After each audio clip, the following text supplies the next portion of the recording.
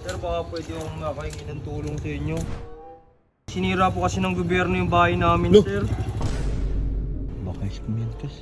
Gagi, wag ka ganyan, Jeron. Baka mamaya nangangailangan talagang tulong. Bahala sila lokohin tayo basta tayo tumutulong sa tao.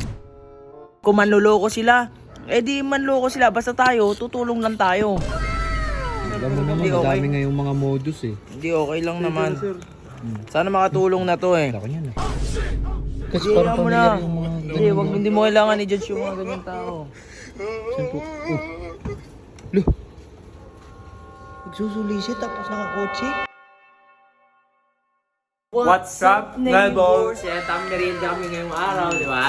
Wala eh. Mamaya magluluto tayo. Sito, baka naman. Hello.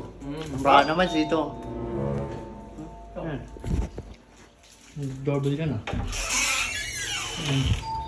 Uy, lo. Saan naka... Oy, sir, ano po yun? Sir! Ano ba yun?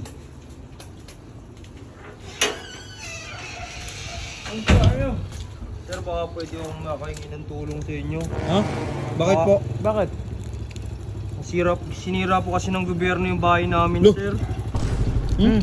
Kahit konting solicit lang po sana sa inyo. Wait lang, baka ano yan? Kasi baka scam yun.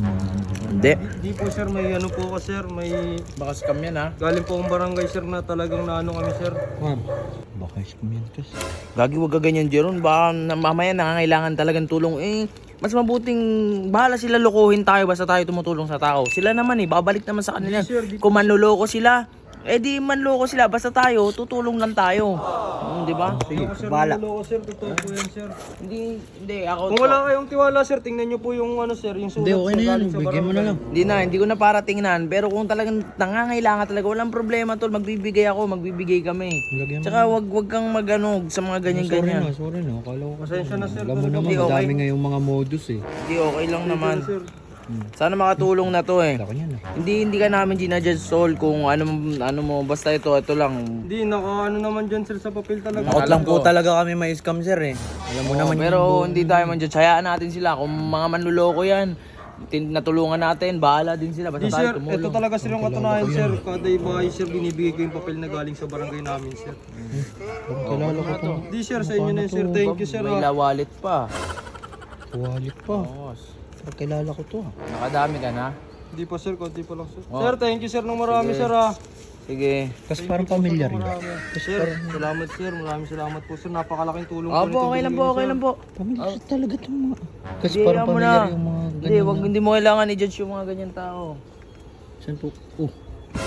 Lo. Nagsusulisit tapos nakakotse. Oh. Di ba? Pamilyar sir. Pamilyar nga. Hindi natin kasi pwede i-judge yung mga ganyan eh. Ganun ba yung nagsusulisit nakakotse? Yan oh. Ang ganda pa ng kotse oh. Oh. Parang kilala ko talaga yun ah. Kus, sabi ko sa iyo, mga modus nga yung mga ganun eh.